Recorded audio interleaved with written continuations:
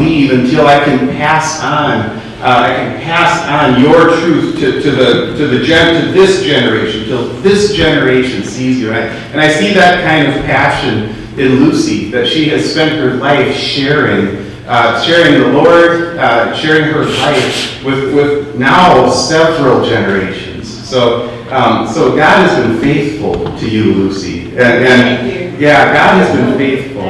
And as a pastor, I get to see a lot of beautiful things. I get to see a lot of hard things, but I get to see a lot of beautiful things as a pastor. One of the most beautiful is an image that I have from being at your house, at Men's house and your house there with the Bible study, when night after night when we would meet with the life group, and you would get up and you would bring Jim to the bedroom, to put him to bed. And it was this just beautiful thing that I saw. And I thought, this just says something amazing about this woman and about what God has done through her. So I've just seen you serve with your life in a way that's just beautiful. And so I'm privileged to know you. And with that, I'd like to invite up whoever's coming up next. I think it's, are you going to come up? Me?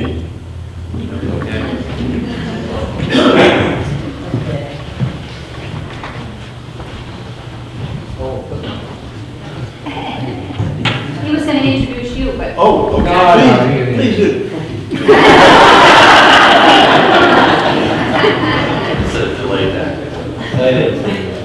I'm Bill, and I married into this outfit about 35 years ago, and it's great. So anyway, what we'll have three speakers initially here. First one is Quitman, Lucy's brother-in-law.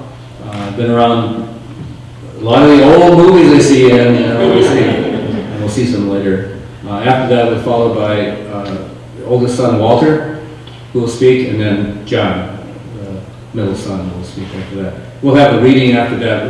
I'll come up and we'll talk about that. So let's go ahead, Quitman.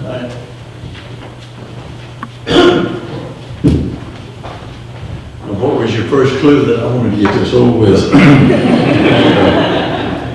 I am from Oxford, Mississippi.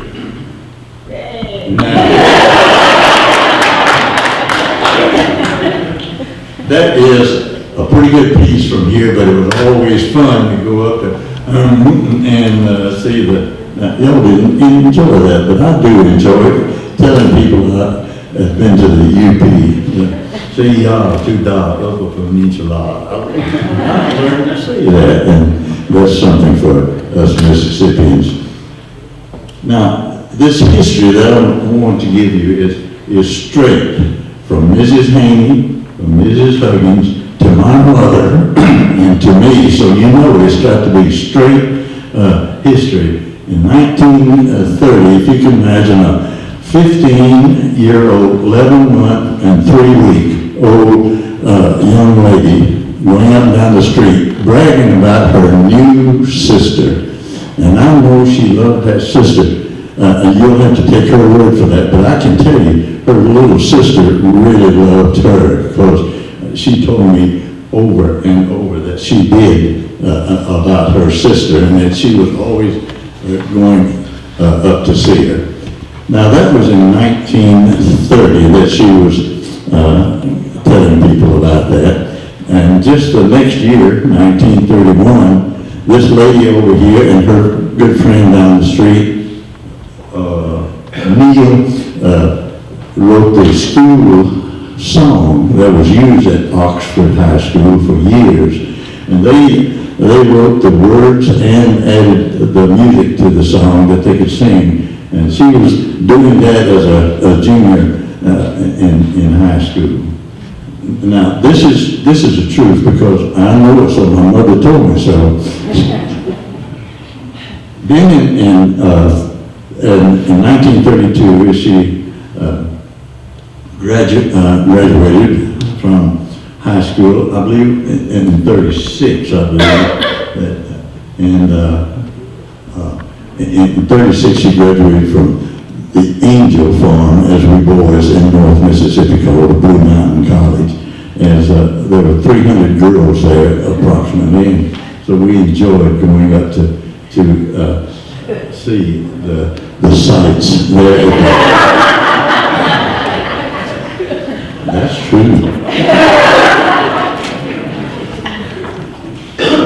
36, she went up on to college and graduated from Blue Mountain College, went to work for the state convention. And in 39, she and my mother decided that I needed to be in the junior memory word contest. Now this was memorizing 2 years of memory verses that we had each Sunday night.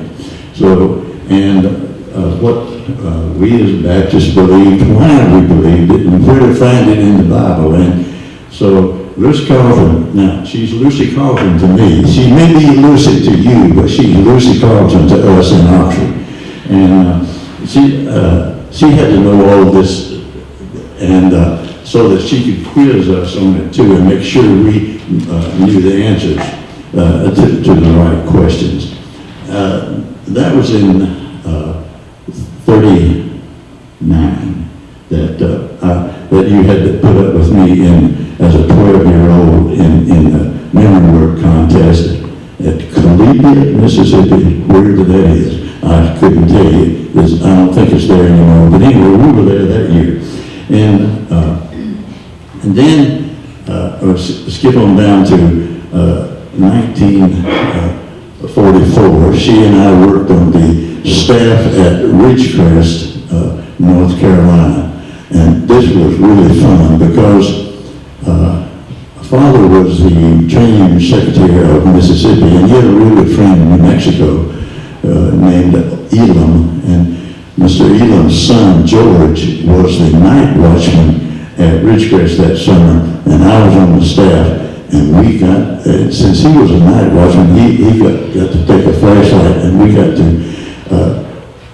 bother this young lady and her boyfriend, who was named Amos. And Amos had come up, was in the Army paratroopers, and he had come up from Fort Bragg to visit Lucy Carlton, and George Jr. and I sure did bother him over and over while they were dating those few nights that he got to visit Lucy Carlton up there. But that was in 44. And then in 45, they decided that they would get married, and I got the privilege of hitchhiking from Chicago down to Oxford to be in her wedding and Amos's wedding. That was a lot of fun. I got to ride back with, I forgot whether it was George or Art, but one of them let me ride back to St. Louis, and then I got on back to Chicago. And now such good memories and such good history. Then being able to be in their wedding in 40 and 45. Then I got the privilege of marrying into the family in 52. Now, I am so surprised that Father Wiles let me into the family. When I had a brand new BB gun, and I'd been hanging and couldn't find a thing. And I came back up through the pasture there into their backyard, and there's a beautiful blue jay and a tree there. But Mr. Wiles was looking when I shot that bluebird with my BB gun, and man, did he tell me a few things and straighten me out about killing birds, beautiful blue jays in his backyard. But he must have forgotten about that because he let me marry his daughter. And then it's so much fun to visit Iron Mountain and to be able to just have a good time with the family and everything. But happy birthday, sister. You are my sister that I have enjoyed these years. One, I'm like being an only child, I sure have enjoyed having a sister. So thank you, sis, for being my sister.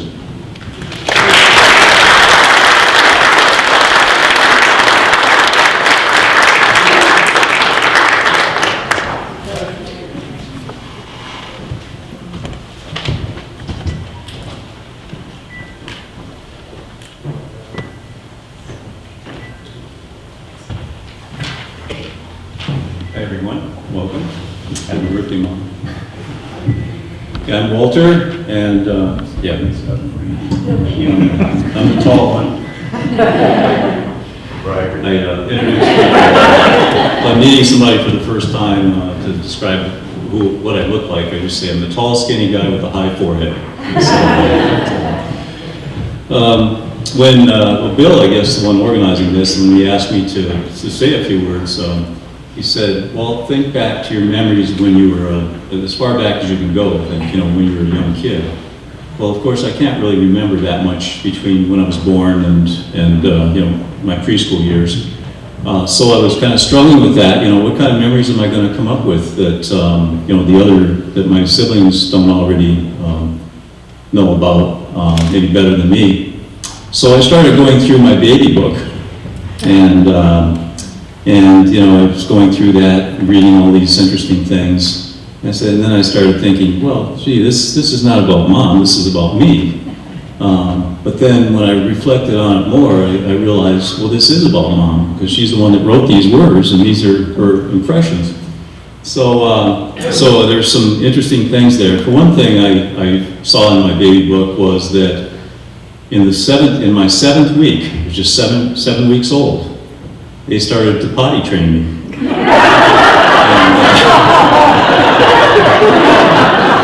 And I thought, gee, that explains a lot.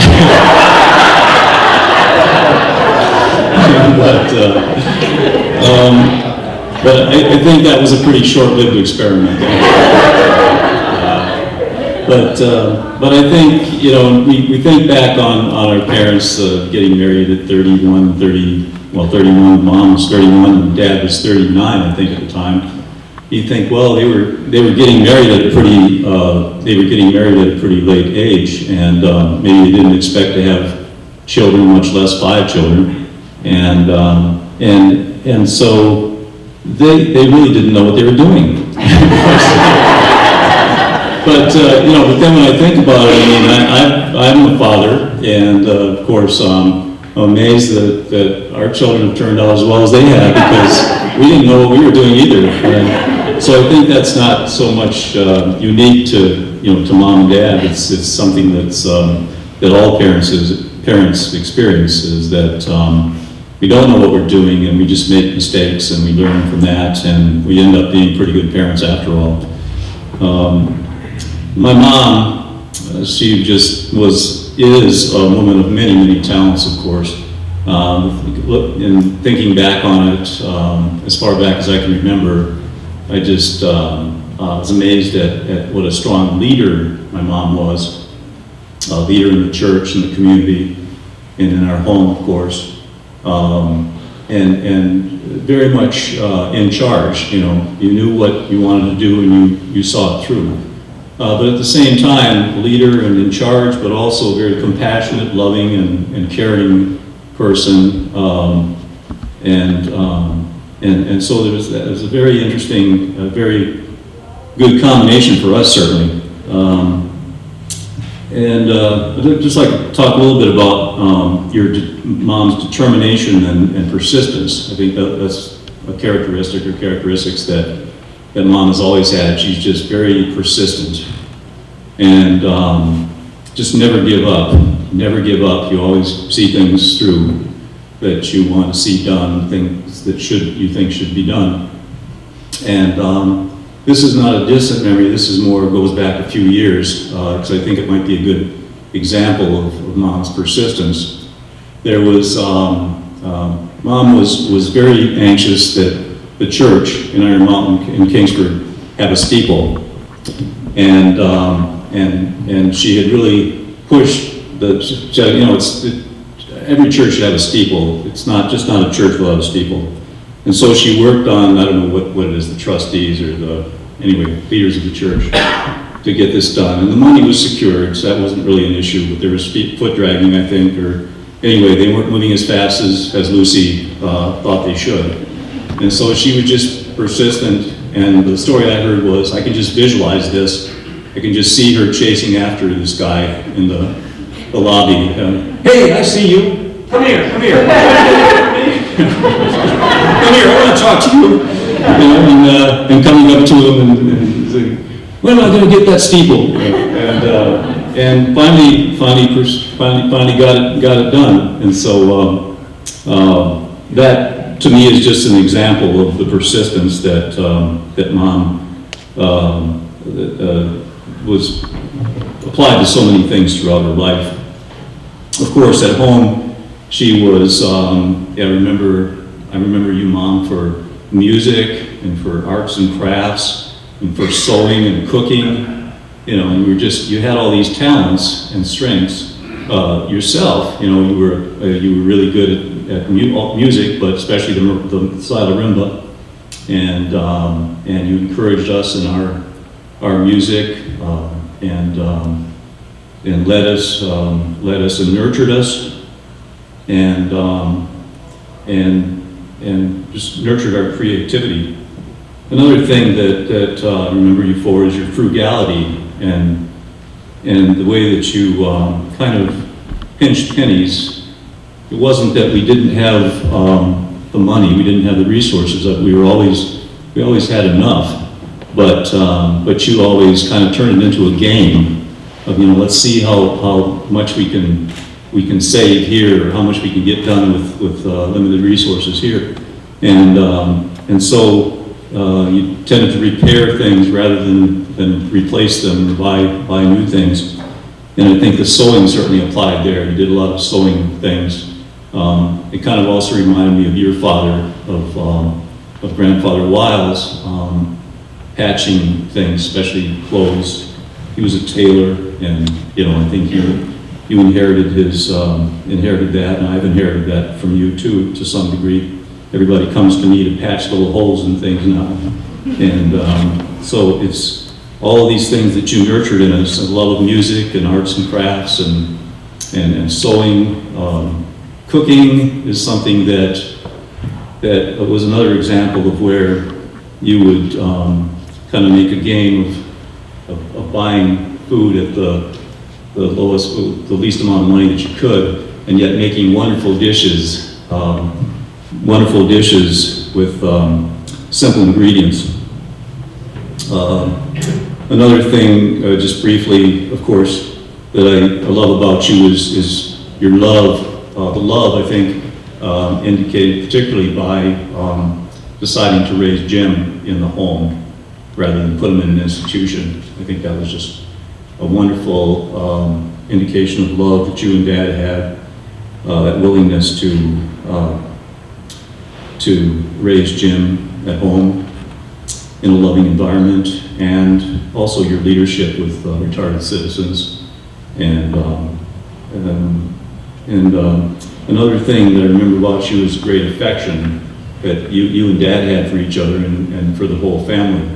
And this is another thing I read in the baby book.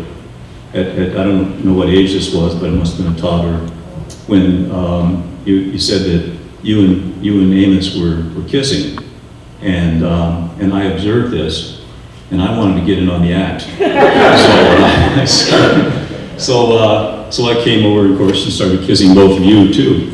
And I just think that's the fact that you were so openly affectionate, you and Dad, as we were growing up.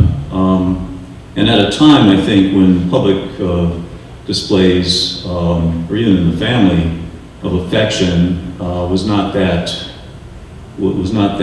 maybe frowned upon in some ways. But I think it had a wonderful impact on us and our ability to